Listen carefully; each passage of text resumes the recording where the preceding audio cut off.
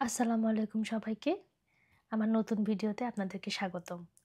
আজকে যে বিষয়টা নিয়ে কথা বলতে যাচ্ছি, সেটা অনেকেরই কোয়েশ্চেনের মধ্যে থাকে। বেসিক রিকোয়ারমেন্টস টু নো যে তারা কিভাবে অস্ট্রেলিয়াতে আসতে পারবে, কোনটা বেটার হয়। বিষয়টা হচ্ছে যদি আ আপনারা ম্যারিড হন বা কেউ কোনো ম্যারিড কাপল যখন অস্ট্রেলিয়াতে আসতে চাচ্ছে, তখন অনেকে চিন্তা করে যে হাসব্যান্ড মেইন অ্যাপ্লিক্যান্ট হলে ভালো হয় না ওয়াইফ মেইন অ্যাপ্লিক্যান্ট হলে ভালো হয় এবং সেকেন্ডারি ভিসাতে কে থাকলে ভালো হয়, হাসব্যান্ড না ওয়াইফ, এই জিনিসগুলো অনেকে প্ল্যান করতে থাকেন বা চিন্তা করেন যে আসলে কোনটা করলে ভালো হয়, অনেকে বুঝে উঠতে পারেন না। তো এই বিষয় নিয়ে কিছু কথা বলতে চাচ্ছি আজকে এবং আশা করি যে সাজেশনগুলো আপনাদের একটু হলেও কাজে আসবে। তো ১ম এ যে বিষয়টা আমি বলি সেটা যে ১ম এ হাসব্যান্ড ওয়াইফ এর দুজনের এডুকেশনাল ব্যাকগ্রাউন্ড যেটা, এটা একটু যাচাই করা দরকার। কারণ আম যদি হাসব্যান্ড বা ওয়াইফ ২ জনের মধ্যে একজনের এরকম কোনো ব্যাকগ্রাউন্ড থাকে লাইক ইঞ্জিনিয়ারিং, ডক্টর বা সায়েন্স রিলেটেড কোনো সাবজেক্ট যেগুলোতে রিসার্চের জন্য ফান্ড অ্যাভেলেবল পাওয়া যায় এইসব ডেভেলপড কান্ট্রিগুলোতে। তো সো গো ফর দ্যাট।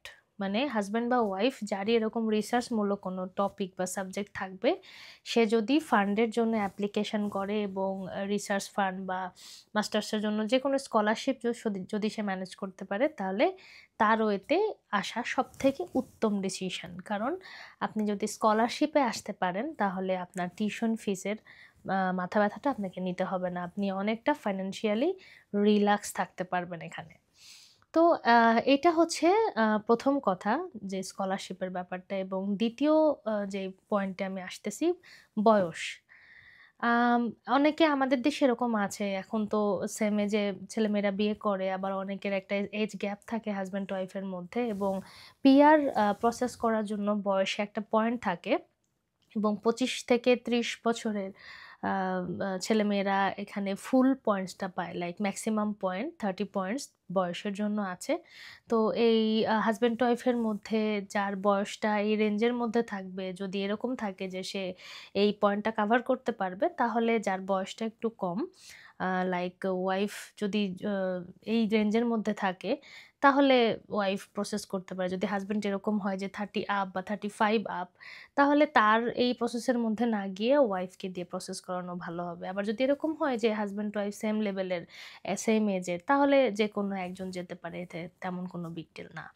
কারণ বিগ ডিল না এজন্যে বলছি যে কাজের ক্ষেত্রে মানে আন্ডার গ্র্যাজুয়েশন এ যদি কোনো বিবাহিত কাপল আসে এখানে, সেক্ষেত্রে আন্ডার গ্রেড স্টুডেন্টের স্পাউস যে whatever husband or wife doesn't matter, uh সে ফোর্টনাইটলি 48 আওয়ার্স অফিসিয়ালি কাজ করার পারমিশন পায়।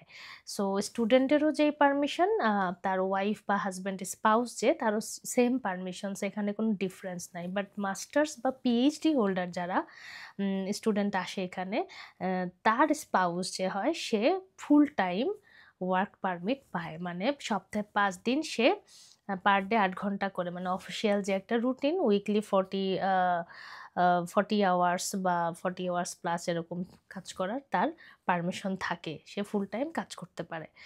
সো এটা এখন আম যাদের এরকম আছে যে ২ জনেরই সেম ক্যাপাবিলিটিস আছে, বাট তারপরেও তো ২ জনের আসাটা একটু টাফ হয়ে যায়। সেক্ষেত্রে আ এরকম করা যেতে পারে যে ওয়াইফকে দিয়ে ট্রাই করেন, ওয়াইফ স্টুডেন্টশিপ করলো, পাশাপাশি হাসব্যান্ড এখানে কাজ করলো।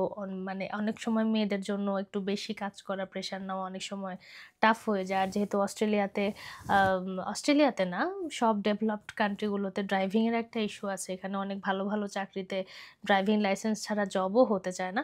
তো সেক্ষেত্রে আমার মনে হয় যে ওয়াইফ যদি স্টুডেন্ট হিসাবে আসে এবং তার হাসব্যান্ড যদি তার সাথে অ্যাজ এ স্পাউস বা সেকেন্ডারি ভিসায় আসে, সেক্ষেত্রে সে কাজ করলো, ওয়াইফ লেখাপড়া করলো, তার পাশাপাশি ওয়াইফ তো পার্ট টাইম কাজ করবে। ২ জন কাজ না করলে এখানে সারভাইভ করাটা টাফ। ২ জন যদি আসে তো এটা হচ্ছে এভারেজ সিনারিও। তবে টোটাল বিষয়টাই ডিপেন্ড করবে আপনার কন্ডিশনের উপরে, আপনার স্পাউসের কন্ডিশনের উপরে, আপনাদের ব্যাকগ্রাউন্ড, আপনাদের বাজেট, আপনাদের কাজ করার ক্যাপাসিটি, এরকম সব কিছুর উপরে ডিপেন্ড করবে পুরো বিষয়টা। সো এই সিদ্ধান্তটা নিজেদেরকে নিতে হবে, বাট প্রত্যেকটারই কিছু পজিটিভ নেগেটিভ সাইড আছে যেগুলো আমি খুবই স্বল্প পরিসরে বলার চেষ্টা করলাম। সো এই জিনিসগুলো চিন্তা করে ডিসিশনগুলা নিলে ভালো হয়।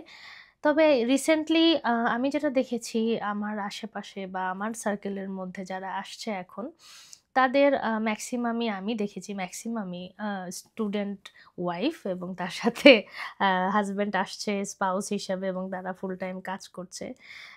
এরকম দেখেছি আমি অনেক, ম্যাক্সিমাম দেখেছি। আবার হাসব্যান্ড স্টুডেন্ট আসছে, ওয়াইফ তার স্পাউস হিসাবে আসছে, এরকমও আছে। বাট অনুপাতটা কম আমার দেখা মতে। সো এটা এখন আপনার নিজেরা বসেন, নিজেরা সিদ্ধান্ত নেন। তারপরে আপনার সবকিছু চিন্তা করেন যে কোনটা করলে বেটার হয়। বাট ওয়ার্ক লিমিটের ক্ষেত্রে যদি আপনি মাস্টার্স করতে আসেন, সেক্ষেত্রে ওয়াইফ স্পাউস ভিসায় আসুক বা হাসব্যান্ড আসুক, এখানে কোনো ম্যাটার করে না। এটা দুজনই সেম আওয়ার পাবেন। তো এই বিষয়ে কোনো সমস্যা নেই। আ পরের ভিডিও পর্যন্ত ভালো থাকবেন, সুস্থ থাকবেন। নেক্সট ভিডিওতে আবার কোনো ইম্পোর্টেন্ট ইনফরমেশন দেওয়ার চেষ্টা করব আপনাদেরকে। শুভরাত্রি।